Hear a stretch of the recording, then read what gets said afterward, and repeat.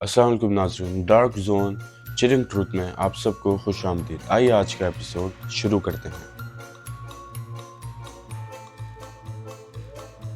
पाकिस्तान के northern areas हमेशा अपनी खूबसूरती, बर्फ़ से ढके हुए पहाड़ और अपनी मिट्टी की खुशबू से हमेशा से मशहूर रहे हैं और बातों में रहे हैं।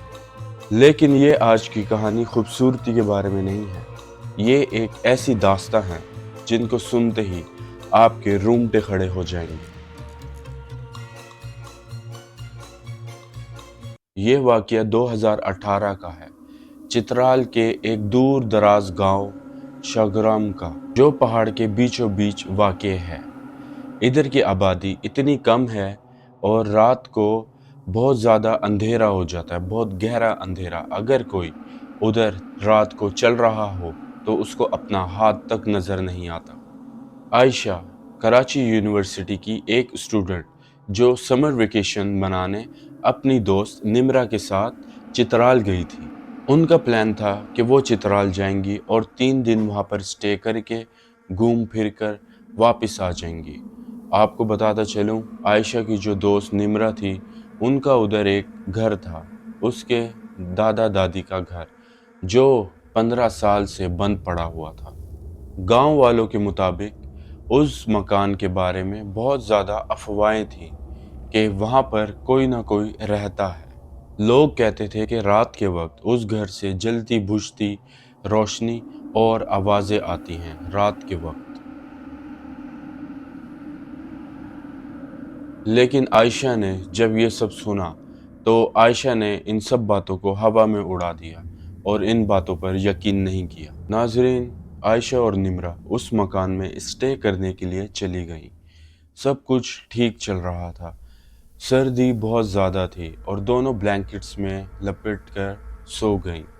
लेकिन रात के 2 बजे के करीब आयशा ने महसूस किया कि उनके कमरे का दरवाज़ा कोई हल्के हल्के से खटखटा रहा है। आयशा की आंख खुल गई। आयशा ने सोचा कि शायद ये हवा से हो रहा हो, लेकिन आयशा उठ चुकी थी और उसने महसूस किया कि आवाज़ जो है वो ज़्यादा हो रही है। 1 2 3 वो आवाज़ बढ़ती जा रही थी। जो दरवाज़ा रात को खुल रहा था आराम आराम से, वो ड्राइंग रूम की तरफ जाता था। आयशा ने निम्रा को नींद से उठा दिया क्योंकि आयशा डर चुकी थी और वो दोनों ड्राइंग रूम की तरफ गईं। तो उन्होंने महसूस किया कि आवाज़ें आना बंद हो गई हैं और फिर छत से आवाज़ें आने लगीं जैसे कोई भाग रहा हो ज़ोर ज़ोर से। आयशा और निम्रा जैसे तैसे करके उस रात सो ही गईं। जैसे ही सुबह हुई तो उन्होंने अपने मोहल्ले वालों को बताया कि उनके साथ रात को क्या हुआ था। तो उन मोहल्ले वालों ने आयशा और निम्रा को कहा कि हमने तो आपको पहले ही आगाह किया था कि इस घर का मालिक कोई इंसान नहीं। एक बुजुर्ग ने उधर कहा कि इस मकान में 2003 में एक हस्बैंड ने अपनी वाइफ को कत्ल कर दिया था और उसके बाद से इस घर में अजीब से वाक़यात होते रहते हैं। कभी उन्होंने बर्तनों की आवाज़ें सुनी टूटते हुए, कभी उन्होंने आसमान पर रोटियां उड़ती हुई देखी और कभी उन्होंने अजीब अजीब सी कदमों की आहट सुनी, हालांकि उधर कोई नज़र भी नहीं आता था। नाजरीन, दूसरी रात जब ये दोनों लेटने जा रही थी तो इन्होंने डिसाइड किया कि इस बार लाइट्स ऑन रखेंगे रूम की।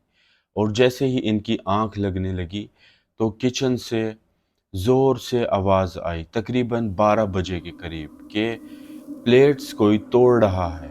और जैसे ही वो दोनों किचन की तरफ गईं तो उधर टूटी हुई प्लेट्स गिरी हुई थी, लेकिन उन्होंने देखा कि एक प्लेट हवा में है और हिल रही है और देखते ही देखते वो प्लेट भी ज़मीन पर आ गिरी, लेकिन ज़मीन पे टच होने से पहले ही वो प्लेट टूट गई थी।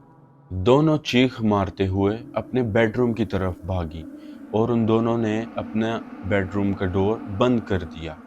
लेकिन जैसे ही वो रूम में पहुंची तो उनके पीछे से हल्की हल्की ऐसे आवाज़ आने लगी जैसे کوئی دروازے پر اپنے ناخن گھسیٹ رہا ہو۔ ناظرین، تیسری رات جب آئی تو انہوں نے ڈیسائیڈ کیا کہ اب بہت ہو گیا، گاؤں سے نکلنے کا ٹائم آ چکا ہے۔ اور جیسے ہی یہ لوگ جانے لگے تو سنو فال کا ٹائم آ گیا اور وہ ادھر رک گئے، اور انہوں نے ڈیسائیڈ کیا کہ وہ اب ایک ساتھ رہیں گے جہاں پر بھی رہیں گے۔ ناظرین، تقریباً 1:15 پہ رات کو ان کے کمرے میں ایک ٹھنڈ ہوا کا جھونکا آیا، حالانکہ سارے دروازے تب بند تھے، اور ان کو کونے سے ہلکی ہلکی آوازیں آنے لگی، لیکن ان کو یہ واضح ہو گیا کہ کوئی ان کو کہہ رہا تھا کہ تم لوگ یہاں کیوں آئے ہو، یہ میرا گھر ہے۔ مطلب ان کو کوئی مخلوق ایسا کہہ رہی تھی۔ عائشہ کی سانس رک چکی تھی اور نمرہ کا رنگ سفید پڑ گیا تھا، اور انہوں نے نوٹس کیا کہ ان کے کمرے میں کارنر کی سائڈ پہ ایک سفید لباس میں کوئی عورت کھڑی ہے۔ اس کا چہرہ تو دھندلا تھا، لیکن انہوں نے جب اس کی آنکھوں کی طرف دیکھا تو آنکھیں اس کی لال تھیں، لال انگاروں کی طرح۔ وہ سایہ آہستہ آہستہ ان دونوں کی طرف بڑھنے لگا۔ جیسے ہی عائشہ نے یہ نوٹس کیا تو عائشہ نے قرآنک آیات پڑھنا شروع کر دی، اور نمرہ کا اگر بتاؤں تو نمرہ کا گلا ایک دم بند ہو گیا تھا، جیسے وہ ستے میں چلی گئی ہو۔ لیکن وہ سایہ ایک دم جھٹ سے ان کی طرف آیا اور ایک دم ہوا میں گل ہو گیا، جیسے کبھی کوئی سایہ ادھر تھا ہی نہیں۔ صبح اٹھتے ہی عائشہ اور نمرہ نے اپنا سامان پیک کیا اور گاؤں والوں کے ساتھ ادھر سے نکلنے کا فیصلہ کر لیا۔ واپسی کے وقت عائشہ نے اپنا موبائل چیک کیا اور وہ پکچرز چیک کرنے لگی۔ اس نے ایک دم نوٹس کیا کہ ایک پکچر کے اندر، جو آخری پکچر انہوں نے لی تھی رات کے وقت، ادھر ایک سایہ نظر آ رہا ہے۔ حالانکہ انہوں نے وہ پکچر نمرہ کی لی تھی، لیکن اس میں وہ سایہ نظر آیا جو ان کو اس دن نظر آیا تھا۔